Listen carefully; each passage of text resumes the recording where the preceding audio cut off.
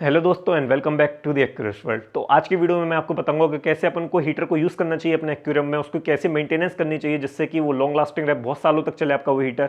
आपको कौन सा हीटर यूज़ करना चाहिए, कितने टाइप्स के हीटर होते हैं, कितने टाइप्स के थर्मामीटर होते हैं, क्या क्या मेजर्स लेने चाहिए अपन को हीटर को यूज़ करते समय, और क्या कैसे अपन उसकी एफिशिएंसी बढ़ा सकते हैं, कैसे अपन उसको कम वॉट में अपने ज़्यादा कैपेसिटी के एक्वेरियम को हीट कर सकते हैं, और कैसे अपन अपने इलेक्ट्रिसिटी का बिल वगैरह बचा सकते हैं उसको एकदम इफिशियंटली वर्क करवा के। तो ये सब देखने वाले हो, कैसे क्लीन करते हैं, कैसे मेंटेन करते हैं हीटर, ये सब कुछ होने वाला है इस वाली वीडियो में। तो वीडियो एंड तक जरूर देखना, और अगर आप नए हैं चैनल पर तो चैनल सब्सक्राइब जरूर कर लीजिए, बेल आइकन भी दबा दीजिए ताकि सबसे पहले एक्वेरियम से रिलेटेड इन्फॉर्मेटिव वीडियोस आपको एक्वेरियम वर्ल्ड के थ्रू मिले।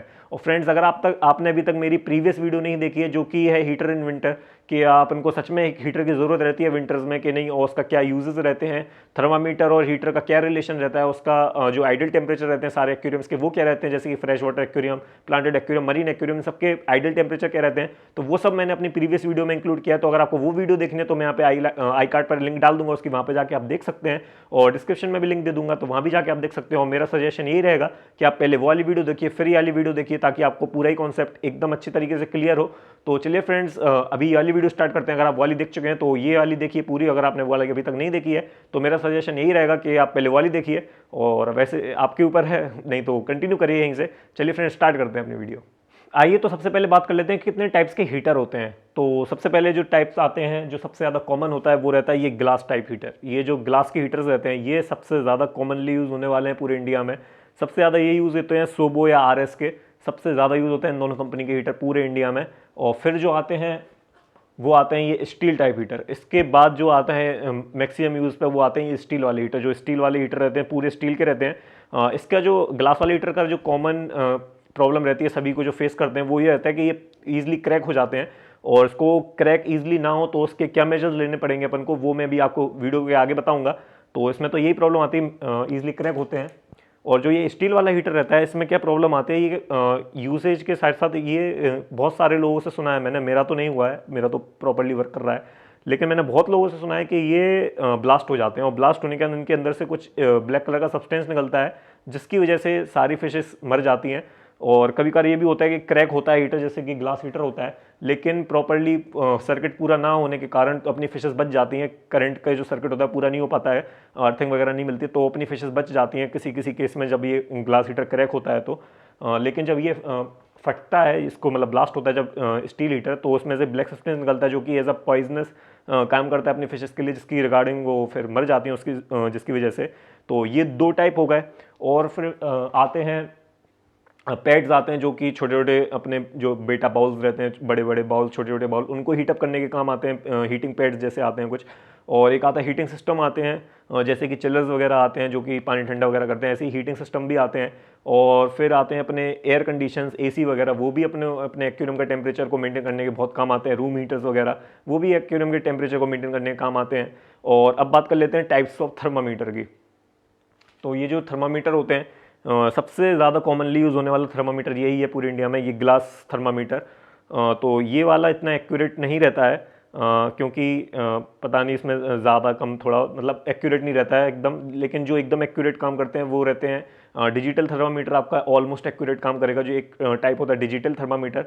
फिर एक टाइप आता है स्टिकर वाला थर्मामीटर जो कि आपके ग्लास के सरफेस पर चिपक जाता है बाहर, वो भी एक्यूरेट काम नहीं करता है, क्योंकि जो पानी का टेम्परेचर होता है और साथ ही साथ जो ग्लास का टेम्परेचर होता है उसमें कुछ अबाउट 1 to 3 डिग्री का ही डिफरेंस रहता है। समझिए आप 12 mm का ग्लास यूज़ कर रहे हैं और अंदर पानी का टेम्परेचर कुछ है, तो फिर जब बाहर जो स्टिकर चिपका होगा उसका भी वहाँ पे टेम्परेचर अलग होगा, तो वो भी इफिशिएंटली काम नहीं करता है। और फिर आता है फ्रेंड्स जो ह्यूमन थर्मामीटर, जो अपन लोग यूज़ करते हैं अपने फीवर वगैरह चेक करने पे, तो उसमें फ़ारेनहाइट्स में डिग्री रहती है, लेकिन उसमें आप मेजर करके उसको सेल्सियस में कर सकते हैं। तो एक वो बहुत ज़्यादा एफिशिएंट भी होता है अपने एक्वेरियम का वाटर टेम्परेचर को चेक करने का। तो एक वो और एक डिजिटल थर्मामीटर ही रिलायबल रहते हैं। ये ग्लास वाले इतने ज़्यादा रिलायबल नहीं रहते हैं, और एक वो जो स्टिकर वाले रहते हैं वो भी इतने ज़्यादा अच्छे नहीं रहते हैं। तो मैं आपको वही दोनों रिकमेंड करूंगा कि आप वो ह्यूमन वाला यूज़ करें या कोई अच्छी कंपनी का जैसे एडीए का यूज़ करें, तो वो भी एकदम बेस्ट रहेगा। तो ये रहते हैं थर्मामीटर के टाइप्स। अब चलिए आगे और बात कर लेते हैं। तो आइए अब बात कर लेते हैं कि अपन को ये जो ग्लास हीटर होते हैं तो इनको कैसे मेंटेन करना रहता है जिससे कि इनकी जो लाइफ है वो बहुत ज़्यादा हो जाए और ये ईजिली क्रैक ना हो, क्योंकि बहुत लोगों के बहुत जल्दी क्रैक हो जाते हैं, एक्वेरियम के अंदर लगे ही लगे क्रैक हो जाते हैं। तो वो क्रैक भी ना हो और बहुत लंबे समय तक चले। मेरा जो हीटर है जो मैं अपने ऑस्कर टैंक में यूज़ कर रहा हूँ, जिसमें मेरी ऑस्कर्स हैं, तो वो वाला हीटर मेरा अबाउट 8 ईयर्स से चल रहा है और वो ग्लास हीटर है और वो उसको अभी तक कोई भी दिक्कत नहीं आई है। तो मैंने क्या मेजर्स लिए थे जो कि इतने अच्छी तरीके से वो अभी तक चल रहा है। तो थोड़े बहुत मैं भी इसमें मेंटेनेंस वाले पॉइंट बताऊंगा और थोड़े बहुत और आगे बताऊंगा। तो अभी तो मैं इसका जो मेंटेनेंस है वो सबसे पहले ये करना होगा आपको कि इसकी जो वीक में अबाउट एक हफ्ते में इसको आपको क्लीन करना होगा अपने हीटर को पूरा अच्छे तरीके से। इसमें क्या होता है, इसमें जो सॉल्ट वगैरह रहता है अपने पानी में वो एक जगह क्लॉट होना स्टार्ट हो जाता है पूरे हीटर में। और सबसे ज़्यादा जो क्लॉट होता है वो ये वाला जो पार्ट होता है ब्लैक कलर का नीचे जो लगाते हैं सेफ्टी के लिए, उसके अंदर क्लॉट होता है। और ये जो सक्शन कप्स का जहाँ पे ग्रिप रहती है वहाँ पे क्लॉट होता है सबसे ज़्यादा। और फिर अपना जो पूरा एलिमेंट होता है जो गर्म होता है इसके ऊपर भी क्लॉट होना स्टार्ट हो जाता है। तो उससे क्या होता है, जो हीटर की इफिशियंसी है वो बहुत ज़्यादा कम हो जाती है और हीट बहुत ज़्यादा होता है उस एरिए पे और प्रेशर भी बहुत ज़्यादा पड़ता है। जैसे कि इसमें ये वाले पार्ट के अंदर अगर ये क्लॉट अप हो गया और होता गया तो फिर ये तो मतलब फैलेगा नहीं, ये एक्सपेंड नहीं होगा, तो एट टू एंड अपना जो हीटर है वो क्रैक हो जाएगा। और यही सेम चीज़ लगती है अपने सक्शन कप के होल्डिंग्स में। तो जो सक्शन कप का होल्डिंग्स होती हैं इनके नीचे भी क्लॉट होना स्टार्ट होता है और ये भी इतना ज़्यादा प्रेशर बनाता है कि अपना जो ग्लास है वो क्रैक कर जाता है। तो इसको अपन को क्या करना होगा, सबसे पहले तो ये जो ब्लैक कलर का अपन ये यूज़ करते हैं इसको अपन को कट करके लगाना होगा नीचे, ताकि जब भी उसमें क्लॉट हो अंदर जो सॉल्ट वगैरह जो भी कुछ क्लॉट होता है तो वो जब क्लॉट हो जो प्रेशर रहे वो ये प्रेशर ज़्यादा क्रिएट ना कर पाए अबाउट ये भी एक्सपेंड होता जाए जैसे जैसे वो क्लॉट हो। तो और ये जो सक्शन कप है वो अपन को कभी भी ये जो एलिमेंट दिख रहा है ये एलिमेंट पे लगा देते हैं लोग, तो ये एलिमेंट पे नहीं लगाना है, हमेशा इसको ऊपर ही रखना है। दोनों ही सक्शन कप को ऊपर रखना है, कभी भी एलिमेंट पे सक्शन कप नहीं रखना है। क्योंकि अगर आपने एलिमेंट में सक्शन कप रखे तो वहाँ पे बहुत ज़्यादा क्लॉटिंग होगी आपके सॉल्ट की और उसको क्रैक होने के चांसेस और भी ज़्यादा बढ़ जाएंगे। और ये जो अपन को इसको वीकली मैंने जैसे कि बताया अगर आप क्लीन करते रहेंगे तो क्लॉटिंग की प्रॉब्लम इतनी नहीं आएगी। लेकिन अगर आप कभी भूल गए तो आपने जो मेजर्स लिए थे इसको कट करके और सक्शन कप को ऊपर लगा के तो उससे भी आपका हीटर बच जाएगा। अबाउट अगर आपने 2-3 हफ्ते तक साफ भी नहीं किया तो भी चल जाएगा काम, कोई दिक्कत नहीं आएगी। लेकिन तब भी आपको 1-2 हफ्ते में इसको क्लीन करना है अच्छी तरीके से पूरा। और उसको आप क्लीन कैसे करेंगे, आप कोई भी ब्लेड का यूज़ कर सकते हैं और ब्लेड के थ्रू उसको बहुत अच्छे से क्लीन कर सकते हैं और बहुत एकदम नया ही निकल आता है ब्लेड से। और किसी चीज़ का यूज़ नहीं करें क्योंकि और अगर आपने कुछ भारी सामान का यूज़ किया तो उसको क्रैक होने के चांसेस हैं। और कोई स्क्रबर वगैरह का भी यूज़ नहीं, ब्लेड से बहुत अच्छी तरीके से स्टेन्स हटते हैं जो वाटर के होते हैं। तो इस तरीके से अपन को इसको मेंटेन करना होगा। और इसको प्लेस कैसे करना होगा एक्वेरियम में वो भी अपन आगे बात करते हैं, जिससे कि इफिशियंसी बढ़े और अपना बिजली वगैरह का बिल कम आए और बहुत सारी चीज़ें। तो वीडियो एंड तक जरूर देखना फ्रेंड्स। और अगर आप यहाँ तक पहुँच गए हैं तो अपनी जो वीडियो है वो लाइक ज़रूर कर दीजिए, सब्सक्राइब जरूर कर लीजिए चैनल को अगर आप अभी तक सब्सक्राइब नहीं करे हैं तो। चलिए फ्रेंड्स अभी आगे और बात करते हैं हीटर के बारे में। तो चलिए अब देख लेते हैं कि हमको कैसे हमारा हीटर प्लेस करना चाहिए अपने एक्वेरियम में, जिससे कि एकदम इफिशिएंटली काम करे, बहुत ज़्यादा कम इलेक्ट्रिसिटी पाए, जल्दी अपने एक्वेरियम के वाटर को हीट करे, ज़्यादा देर तक हीट रखे। तो चलिए आपको करके दिखाते हैं कैसे प्लेस करना चाहिए हीटर को एक एक्वेरियम में। हाँ, तो जो हीटर है इसके जो सक्शन कप है वो हमेशा ऊपर होने चाहिए, हीटिंग कॉइल पे नहीं आने चाहिए कभी भी, हमेशा ऊपर ही रखें। और जो एलईडी है वो खुली हुई रखें हमेशा, ताकि अपन को वॉच होता रहे कि ये ऑटो पावर कट इसका जो है वो सही काम कर रहा है कि नहीं, या पावर ऑन है कि नहीं अपना हीटर। और ये जो मैंने अभी आपको थोड़ी देर पहले दिखाया था कि अपन को इसको ऐसे कट करके यूज़ करना है, तो उसको कट करके नीचे लगाएं। और कभी भी जो सक्शन कप है वो अपने एलिमेंट पर नहीं आने दें, जिससे इसकी वजह से क्रैक होने के चांसेस बहुत ज़्यादा बढ़ जाते हैं। तो चलिए अब इसको लगा के दिखाते हैं कहाँ पे अपन को प्लेस करना हो कैसे। तो मैं आपको दिखाता हूँ कि कैसे आप इसमें हीटर प्लेस कर सकते हैं बहुत अच्छी तरीके से। तो सबसे पहला जो स्टेप आता है वो ये होता है कि अपन को जो अपना पावर हेड है उसकी प्लेस चूज़ करनी होती है सबसे पहले। तो इसको जैसे कि मैं अगर इस साइड लगा देता हूँ, जो अपना फिल्टर है जो पावर हेड है, तो इसका जो सर्कुलेशन होगा वैसे वाटर का वो ऐसे राउंड में होगा, पूरा सर्कुलर वे में सर्कुलेट करेगा वाटर। तो इसके अकॉर्डिंग अगर अब अपन को अपना हीटर लगाना होगा, तो जो अब हीटर है जैसे कि मैं ये वाला हीटर प्लेस करके दिखाता हूँ, ये ग्लास वाला हीटर। तो ये वाला ग्लास वाला जो हीटर है वो इस वाले पोजीशन के अकॉर्डिंग, इस वाले पावर हेड पोजीशन के अकॉर्डिंग इस ग्लास पैनल पे लगना चाहिए। और इस ग्लास पैनल पे कुछ इस तरीके से लगेगा, ये नीचे जाएगा पूरा। और इसकी एलईडी आप मेक श्योर करिए कि ऊपर की साइड रखिए ताकि आपको दिखे। और ये इस साइड जाके कुछ इस तरीके से प्लेस हो जाएगा, मैं आपको प्लेस करके दिखा देता हूँ। हाँ, कुछ इस तरीके से प्लेस हो जाएगा नीचे जाके। तो जो इसका सरफेस एरिया है नीचे का बॉटम का, जहाँ पे उसके एलिमेंट है गर्म होने के, तो वहाँ से गर्म होगा और पानी जो गर्म होगा वो ऊपर आएगा, क्योंकि गर्म पानी या गर्म हवा या कोई भी गर्म सब्सटेंस ठंडे सब्सटेंस से हल्का होता है, तो वो अपसाइड आता है। तो अपसाइड जब आएगा तो साथ ही साथ और भी जो वाटर होगा ऊपर वो भी गर्म होता जाएगा, और उस वाले पावर हेड के सर्कुलेशन के थ्रू वो जो गर्म पानी है वो पूरे में घूमेगा एकदम अच्छी तरीके से, और जो भी ठंडा पानी होगा फिर उसके पास आएगा और फिर से वो गर्म होकर वहाँ पे जाएगा। तो इसके अकॉर्डिंग वो बहुत अच्छी तरीके से गर्म होगा अपने एक्वेरियम का पानी। मैंने अभी उसको अच्छे से नहीं लगाया था क्योंकि मैं आपको एग्जांपल दिखा रहा था, हो सकता है वहाँ से आपको दिखानी हो, मैं आपको इस साइड पे करके दिखाता हूँ। सिर्फ ये मैं आपको एग्जांपल के तौर पे दिखा रहा हूँ मैंने वहाँ पे कैसे लगाया था। मैंने इस कुछ इस तरीके से लगाना होगा अपन को। तो ये वाला जो पार्ट होता है, इसका जो एलिमेंट पार्ट होता है, इसका जो सरफेस एरिया होता है ये ज़्यादा आ जाता है इस तरीके से लगाने से हॉरिजॉन्टल वे में। तो जो पानी गर्म होगा वो ज़्यादा होगा गर्म एक बार में, और वहाँ से जब वो सर्कुलेशन बनाएगा तो पूरे में घुमाएगा, और जो ट्रांसफर ऑफ हीट होगी वो बहुत ज़्यादा जल्दी होगी पानी के अंदर। तो उससे क्या होगा, जो वाटर का टेम्परेचर है वो मेंटेन रहेगा और ज़्यादा देर तक मेंटेन रहेगा और बहुत ज़्यादा एफिशिएंटली काम करेगा, क्योंकि नीचे से ऊपर आएगा तो बहुत ज़्यादा जल्दी वाटर को गर्म करेगा वो। लेकिन इसमें एक डिसएडवांटेज ये रहती है कि ये जो नोब रहती है अपने हीटर्स की, ये वर्क करना काम करना बंद कर जाती है अगर आपके एक्वेरियम में सॉल्ट की क्वांटिटी ज़्यादा है। वहाँ पे सॉल्ट जो होता है वो क्लॉट हो जाता है, तो वो घूमना बंद कर देता है। तो अगर आप उसका डायलर मतलब जो टेम्परेचर रेगुलेट करते रहते हैं अगर उस वाले डायलर से, या तो फिर आप उस वाले हीटर को कहीं और यूज़ करते हैं, उसमें आपको कुछ और टेम्परेचर रखना होता है, तो आप उसको लगाने का तरीका एक ये रहता है कि आपको इसको कुछ इस तरीके से प्लेस करना होगा, ये वाला हीटर आपको इसी पोजीशन में, आपको इस ग्लास में प्लेस करना होगा अगर आप इस वाले एक्वेरियम में लगाए हैं, तो ना कि इस पे। ये मैं आपको सिर्फ दिखा रहा हूँ क्योंकि मेरा जो कैमरे का एंगल है वो इस एंगल में सिर्फ आपको ये वाला पार्ट दिखेगा अच्छी तरीके से। तो आपको कुछ इस तरीके से रखना होगा, सिर्फ नोब बाहर आनी चाहिए ताकि जो सॉल्ट है वो क्लॉट ना हो, बाकी पूरा हीटर अंदर होना चाहिए और टिल्टेड वे में होना चाहिए। अगर टिल्टेड वे में होगा तो जो सरफेस एरिया है वो ज़्यादा मिलेगा ऐसे साइड में को, ताकि ज़्यादा वाटर गर्म हो पाए एक बार में। तो इस तरीके से होना चाहिए। सब लोग क्या करते हैं, हीटर को इस तरीके से लगाते हैं एकदम सीधा बिल्कुल और लगा देते हैं। ये सबसे ज़्यादा गलत तरीका है हीटर को लगाने का, ऐसे नहीं लगाना चाहिए हीटर। या तो बॉटम पे लगाएं या तो फिर ऊपर अगर लगाना है तो ऐसे लगाएं, यही सबसे ज़्यादा सही तरीका रहता है हीटर को लगाने का। तो इसको लगा लेते हैं अपन जहाँ पे इसको प्रॉपर प्लेस है जहाँ पे लगना चाहिए, इसको लगना चाहिए इस साइड। वो भी बॉटम में लगाऊंगा क्योंकि मुझे ज़्यादा रेगुलेट करने की ज़रूरत पड़ती नहीं है। तो ऐसा लगना चाहिए। जब वो पावर हेड चलेगा यहाँ पे गर्म होगा पानी, फिर गर्म पानी यहाँ वापस जाएगा तो थोड़ा नॉर्मल होगा, फिर वहाँ पे जाएगा। तो ये साइकिल पूरी चलती रहेगी जब तक वाटर टेम्परेचर जैसे ही मेंटेन होगा वो ऑटो कट हो जाएगा। और इसी के साथ साथ ये तो यहाँ तक बहुत ज़्यादा एफिशिएंटली काम कर देगा, लेकिन इसको और ज़्यादा एफिशिएंसी बढ़ाने के लिए, अपनी और इलेक्ट्रिसिटी का बिल बचाने के लिए अपन को क्या करना होगा, अपन को ये एक्वेरियम कवर करना होगा ऊपर से। तो ये मैंने इसको जैसे ग्लास पैनल से कवर कर दिया। अब ग्लास पैनल से कवर करने के बाद क्या होगा, जो उसकी हीट एक्सचेंज है वाटर की एयर के थ्रू जो हीट एक्सचेंज होती है वो बहुत ज़्यादा मिनिमल अमाउंट में होगी, बहुत ज़्यादा कम होगी। जितनी भी होगी वो ग्लास की सर्फेसेस से होगी, तो जो पानी के ठंडा होने का टाइम है वो बहुत ज़्यादा कम हो जाएगा। मतलब टाइम मतलब बहुत ज़्यादा देर तक पानी गर्म रहेगा अपने एक्वेरियम में, और जो वर्किंग आवर्स है अपने हीटर के वो कम हो जाएंगे, ऑपरेटिंग कॉस्ट कम हो जाएगी हीटर की, जिसके थ्रू अपने जो इलेक्ट्रिसिटी है, अमाउंट ऑफ इलेक्ट्रिसिटी वो कम लगेगी और बिजली का बिल भी एट टू एंड अपना कम आएगा।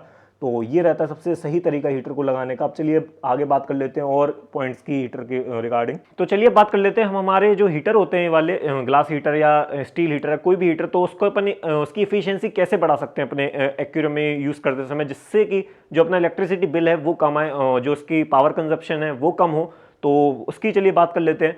तो सबसे पहले तो जो भी मैंने आपको मेंटेनेंस करने वाला पॉइंट बताया था कि आपको इसको रेगुलरली मेंटेन करना होगा ताकि ये प्रॉपर्ली हीटअप हो पाए, क्योंकि अगर क्लॉटिंग हो जाती है तो वो प्रॉपर्ली हीटअप नहीं हो पाता है, उतनी अच्छे से वाटर पर हीट नहीं कर पाता है। और अभी जैसा कि मैंने आपको इसके पहले वाले पॉइंट में बताया था कि प्लेस कि आपको कहाँ पे लगाना है, कैसे लगाना है, अगर फ्लो सही रहेगा तो जो वाटर का जो हीटिंग टाइम है वो बहुत ज़्यादा कम हो जाएगा, बहुत जल्दी आपका पूरे एक्वेरियम का वाटर हीट रहेगा और देर तक हीट रहेगा क्योंकि फ्लो एकदम सही है। तो उससे अपना जो हीटर है वो वर्क थोड़ी कम देर के लिए करेगा। अगर आप इसको प्रॉपर्ली फ्लो में नहीं लगाते तो उसको वाटर मेंटेन करने में बहुत ज़्यादा टाइम लग जाएगा, तो बहुत ज़्यादा देर तक वर्क करेगा, जिससे कि उसकी जो ऑपरेटिंग कॉस्ट है वो बहुत ज़्यादा आएगी इन कंपेरिजन टू अगर आप उसको अच्छे वाटर फ्लो में लगाते हैं तो। और सबसे मेन जो इलेक्ट्रिसिटी बिल को बचाने का सबसे ज़्यादा जो मेन चीज़ है वो होती है कवरिंग। अगर आपने एक्वेरियम में हीटर एकदम प्रॉपर प्लेस पे लगाएं, प्रॉपर फ्लो है उसके आसपास, जैसा कि मैंने अभी आपको इसके पहले वाले पॉइंट में बताया था कैसे प्लेस करना है, बिल्कुल वैसे ही प्लेस करें आपने, प्रॉपरली मेंटेन कर रहे हैं, तो इन दोनों से तो आपकी इलेक्ट्रिसिटी बहुत ज़्यादा बचती है। और लेकिन साथ ही साथ इन दोनों के कंपैरिजन में अगर आप अपने एक्वेरियम को कवर करें हैं ऊपर से किसी कैप से, किसी लिड वगैरह से, जिससे कि जो हीट एक्सचेंज है वो ज़्यादा नहीं हो पा रहा है, बहुत ही मिनिमल अमाउंट में हीट एक्सचेंज हो रही है, तो उससे क्या होगा, जो आपका एक्वेरियम का वाटर है वो बहुत देर में ठंडा होगा और आपका जो हीटर है उसके जो ऑपरेटिंग कॉस्ट वगैरह है, जो उसका वर्किंग टाइम है वो बहुत ज़्यादा कम रहेगा। तो इससे अपनी जो इलेक्ट्रिसिटी बिल है वो बहुत ज़्यादा बचा रहेगा, क्योंकि अपना जो एक्वेरियम का टेम्परेचर है वो बहुत देर तक सेम ही मेंटेन रहेगा, बहुत धीरे धीरे मतलब बहुत ज़्यादा कम फ्लक्चुएशंस होंगे टेम्परेचर में, तो अपना हीटर की वर्किंग भी कम होगी, तो और हीटर की लाइफ भी इससे बहुत ज़्यादा बढ़ जाएगी। तो ये रहेगा इसकी इफिशियंसी बढ़ाने का और अपने इलेक्ट्रिसिटी बिल को बचाने के तरीके, क्योंकि ये तीन चीज़ें बहुत ज़्यादा इंपॉर्टेंट रहती हैं, एक मेंटेनेंस, एक इसका प्रॉपर फ्लो, प्रॉपर प्लेस और प्रॉपर कवरिंग एक्वेरियम की। अगर आपने ये चीज़ कर ली तो आपके एक्वेरियम में बहुत ज़्यादा कम अमाउंट ऑफ इलेक्ट्रिसिटी में आपका एक्वेरियम मेंटेन हो जाएगा, एकदम सही टेम्परेचर मेंटेन होगा आपके एक्वेरियम में। और मैं अभी आपको आगे और पॉइंट्स बताऊंगा जिससे आप और इलेक्ट्रिसिटी बचा सकते हैं अपने एक्वेरियम में, कौन से हीटर्स यूज़ करके, कैसे हीटर्स यूज़ करके अपने एक्वेरियम में, तो वो देखने के लिए वीडियो एंड तक जरूर देखना। तो अब बात कर लेते हैं मेजर्स की, क्या क्या मेजर्स लेने चाहिए अपन को अपने जो हीटर्स हैं अपने एक्वेरियम में यूज़ करते टाइम। तो बहुत सारे मेजर्स की बात करने वाला हूं, तो सभी को बहुत ध्यान से सुनिएगा और ये सब अप्लाई भी करिएगा अपने एक्वेरियम में, ताकि आप अपने हीटर्स को प्रॉपर्ली यूज़ कर पाएँ, इफिशियंसी बढ़ा पाएँ, उनकी लाइफ बढ़ा पाएँ और अपने एक्वेरियम को एकदम सेफ रख पाएँ अपने हीटर से, क्योंकि वो क्रैक वगैरह हो जाते हैं तो दिक्कत हो जाती है फिशेस मरने के भी चांसेस हो जाते हैं कभी कभी, तो ये सब बहुत ज़्यादा प्रॉब्लम होती है। तो ये मेजर्स बहुत ज़्यादा इंपॉर्टेंट है, बहुत सारे मेजर्स की बात करने वाला हूँ, तो एक एक मेजर्स को बहुत ध्यान से सुनिएगा। तो सबसे पहला है कि अपन को अपने हीटर को प्रॉपर्ली पूरा डिप करना है अपने वाटर के अंदर। कुछ लोग क्या करते हैं, इसको अबाउट आधा ही डिप रहने देते हैं और फिर छोड़ देते हैं ऊपर का पूरा पार्ट हवा में, तो उससे क्या होता है अपना जो हीटर है वो फूक जाता है उसमें, क्योंकि जो हीटिंग कॉइल होती है यहाँ पे हीट इतनी ज़्यादा बढ़ जाती है हीटर में, क्योंकि ये सारी जो हीटिंग कॉइल्स अंदर बहुत ज़्यादा गर्म होती हैं, तो जिसकी रिगार्डिंग इतनी ज़्यादा हीटअप होने की रिगार्डिंग वो पूरा ही एकदम तरीके से ख़राब हो जाता है, फूक जाता है। तो अपन को अपने जो हीटर है उसको प्रॉपर्ली पूरा डिप रखना है, ताकि जो हीट हो, अपने जो ग्लास की हीट है वो अपने जो टेम्परेचर, अपना वाटर का टेम्परेचर अपने एक्वेरियम का, वो उसमें ट्रांसफ़र होती रहे और अपने जो हीटर का ग्लास है वो क्रैक ना हो और क्रैक होकर उसके अंदर पानी ना जाए, क्योंकि अगर वो क्रैक होकर उसके अंदर पानी गया तो फूक जाएगा, और अगर पानी गया भी नहीं हो, बहुत ज़्यादा हीटअप हो गया तो भी वो फूक जाएगा। इसलिए अपन को इसका जो ग्लास वाला पार्ट रहता है वो पूरा ही वाटर के अंदर डिप रख करके रखना चाहिए। जो एक्वेरियम के हीटर के जो डिब्बे आते हैं, जो बॉक्सेस में, जिन बॉक्सेस में आता है हीटर, जैसे कि ये वाला आया था इस वाले बॉक्स में, तो इसमें जो मैनुअल गाइड वगैरह निकलती है तो उसमें बताते हैं कि अपना जो हीटर है वो प्रॉपर्ली पूरा डिप होना चाहिए। इसका मतलब ये जो नोब वाला पार्ट होता है जिसमें अपन ये सेट करते हैं टेम्परेचर वगैरह, वो भी बाहर नहीं होना चाहिए।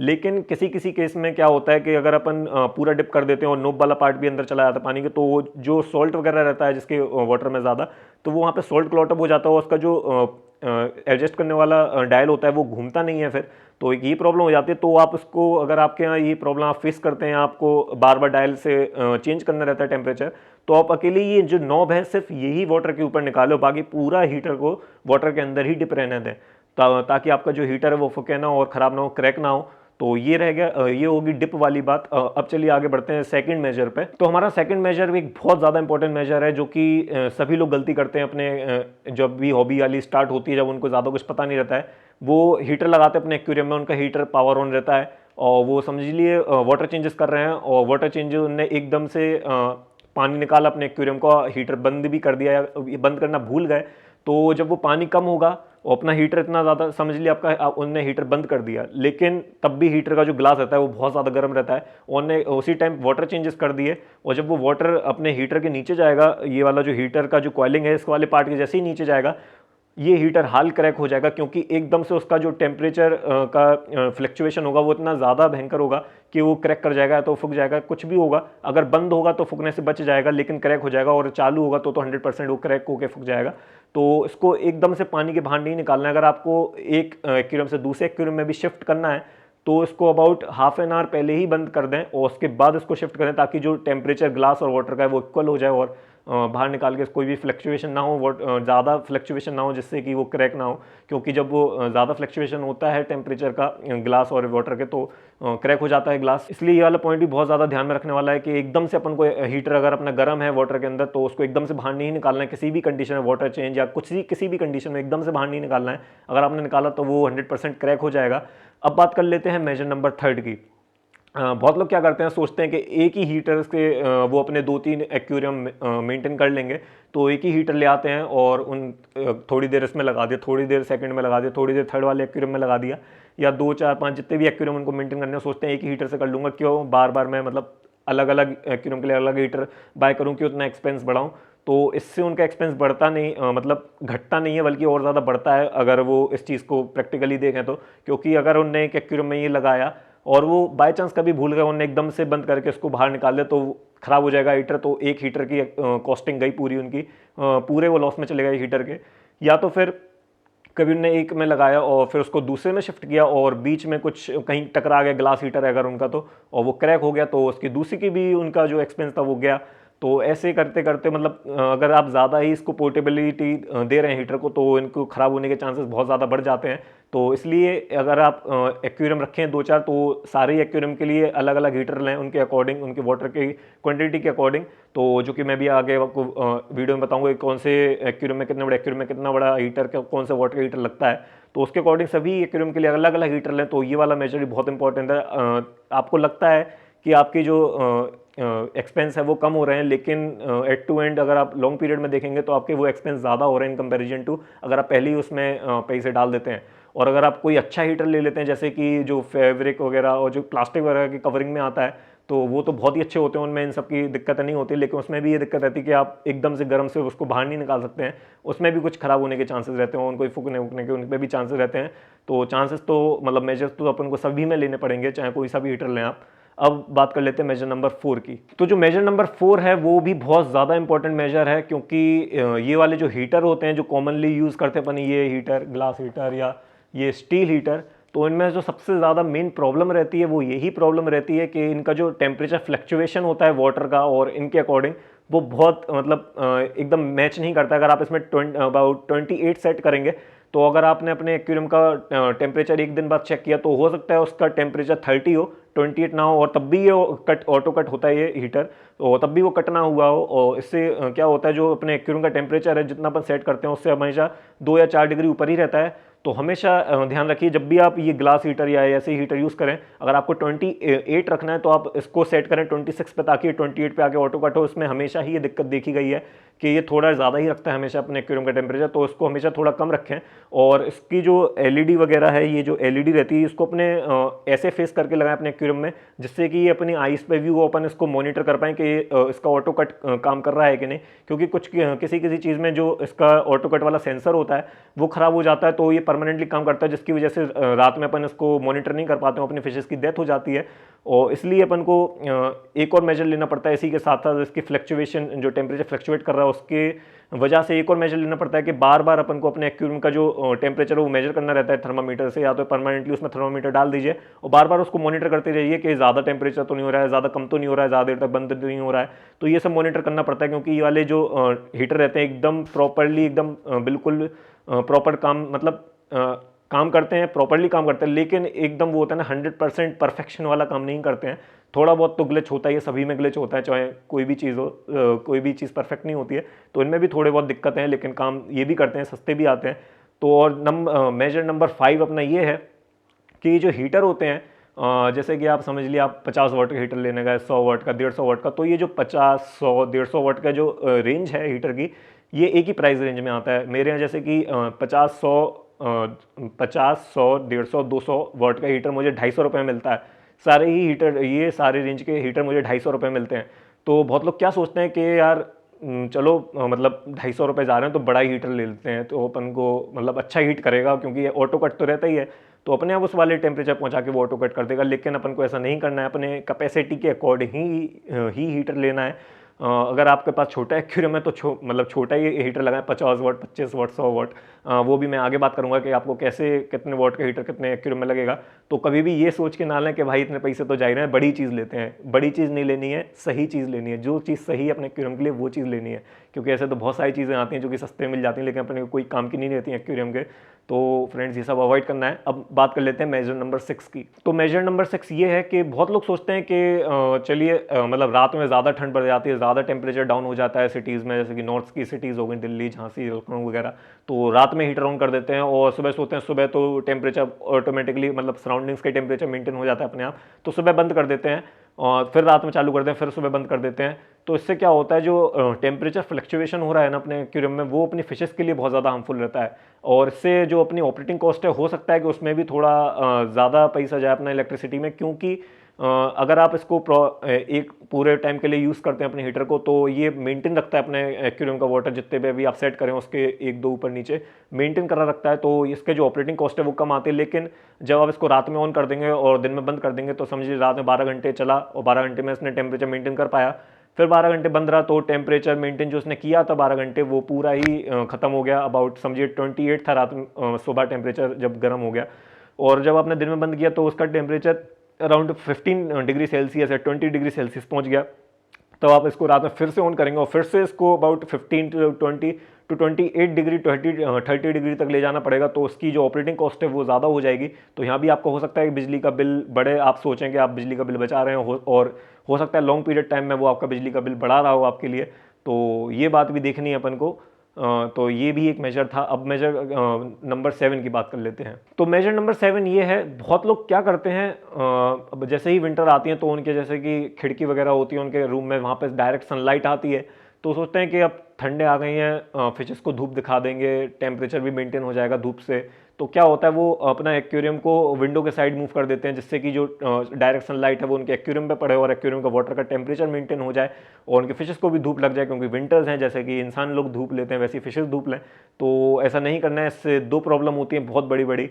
सबसे पहली प्रॉब्लम एल्गी इशू, क्योंकि इस डायरेक्ट सनलाइट आएगी तो एल्गी इशू बहुत भयंकर तरीके से बढ़ने वाला है, और जिसको आप कंट्रोल करना भी बहुत मुश्किल हो जाता है जब डायरेक्ट सनलाइट से एल्गी इशू स्टार्ट होता है एक्वेरियम में। तो और सेकंड इशू जो कि बहुत ज़्यादा मेन इशू है विंटर्स में, वो है टेम्परेचर फ्लक्चुएशन।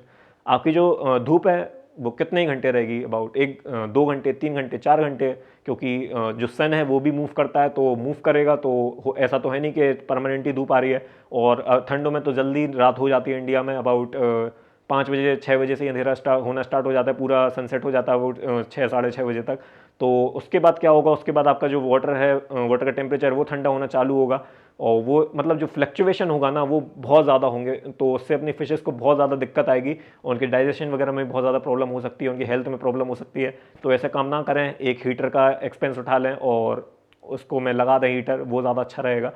अब बात कर लेते हैं मेजर नंबर 8 की। तो मेजर नंबर 8 ये है जो कि बहुत ज़्यादा इंपॉर्टेंट मेजर है, क्योंकि जो इंडिया है वो जुगाड़ू है, आप भी जानते हैं, और सबको सस्ते में ज़्यादा चीज़ें चाहिए।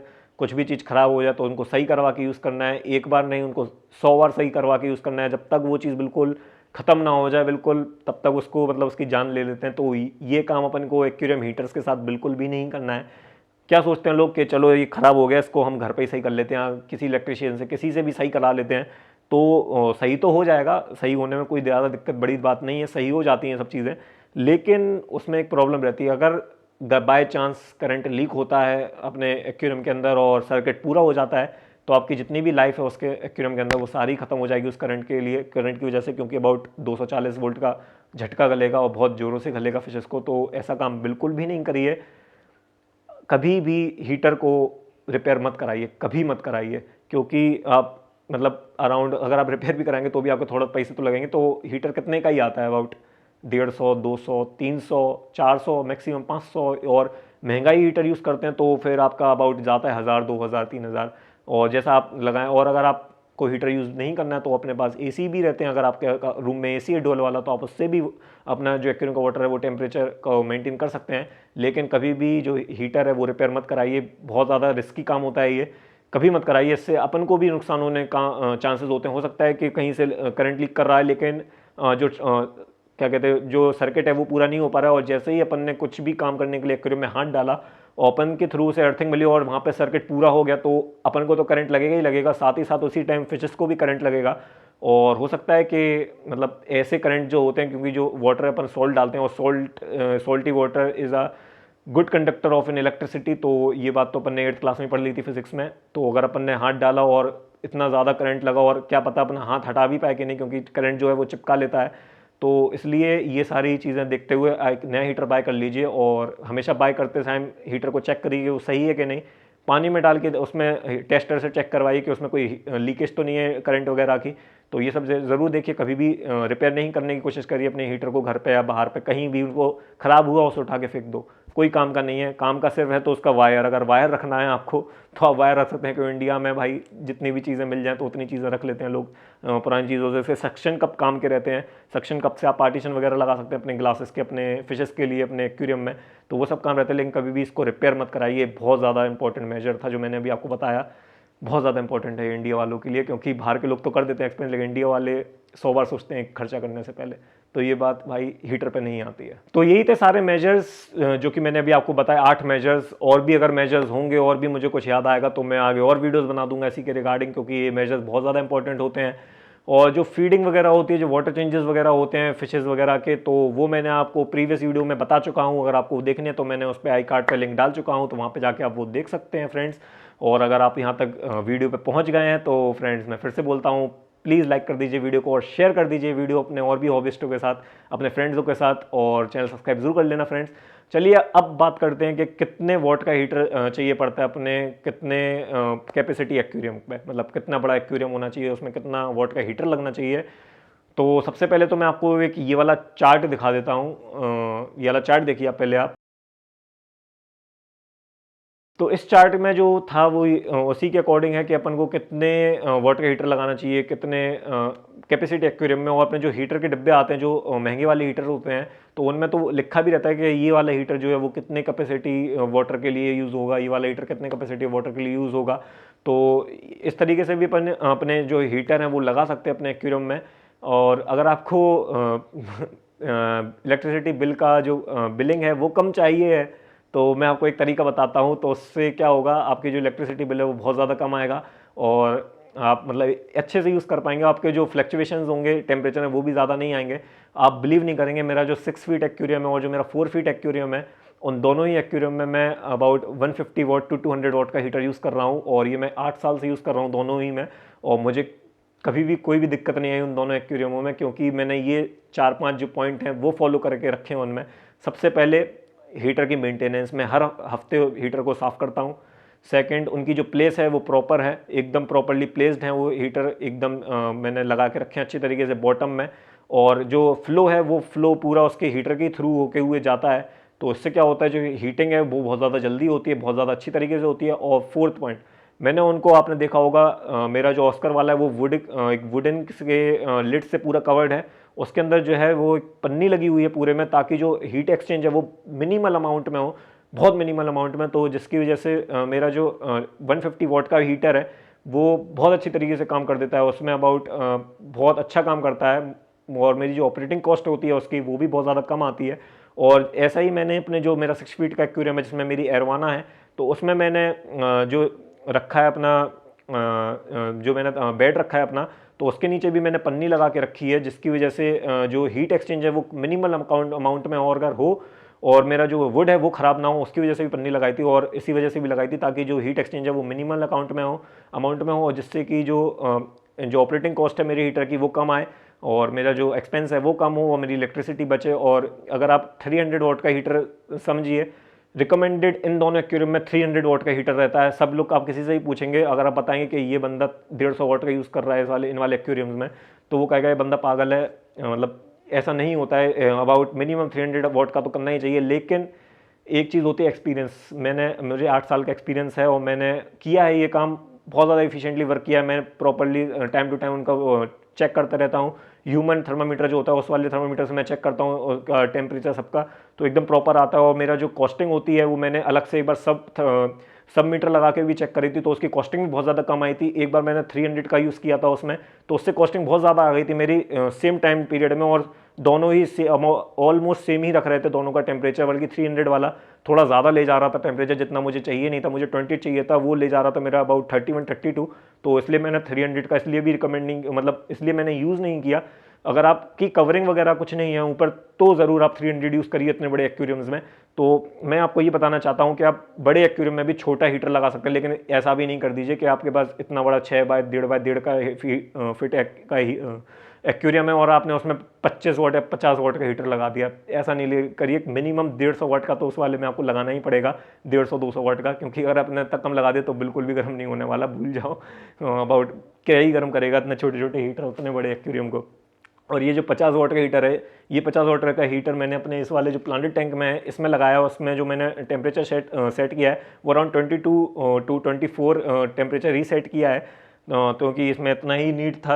अबाउट 11 गैलन का एक्वेरियम है, 11-12 गैलन का, तो उसमें 50 वाट आराम से वर्क कर जाएगा। तो इसमें ये वाला लगा दिया मैंने।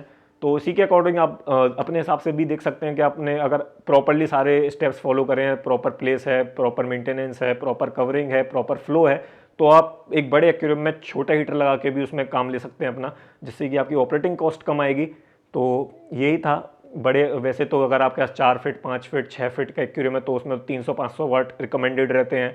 आपके पास कोई अगर छोटा एक्वेरियम है, कोई 2 फीट 3 फीट का एक्वेरियम है, तो उसमें अबाउट 150-200 वाट रिकमेंडेड रहते हैं। और आपके पास और भी छोटे कोई एक्वेरियम है, कुछ 1.5 फीट 2 फीट का एक्वेरियम है, तो उसमें अराउंड 100 वाट 50 वाट रिकमेंडेड रहते हैं। और अगर आपके पास कुछ ज़्यादा ही छोटे एक्वेरियम है, अबाउट 1 फीट हाफ फीट या कुछ इंचेस वगैरह, तो उसमें कुछ 25 वाट के हीटर रिकमेंडेड रहते हैं। और अगर आपके पास कोई बाउल आउल है तो उसमें हीटिंग पैड्स रिकमेंडेड रहते हैं, जिससे कि हीटिंग पैड से वो गर्म होते हैं।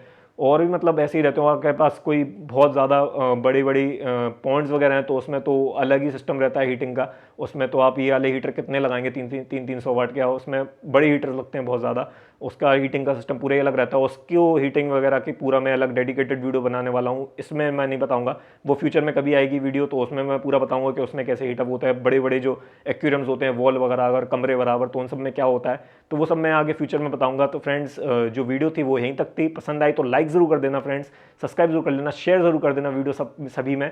तो आज की वीडियो में इतना ही, मिलते हैं नेक्स्ट वीडियो में।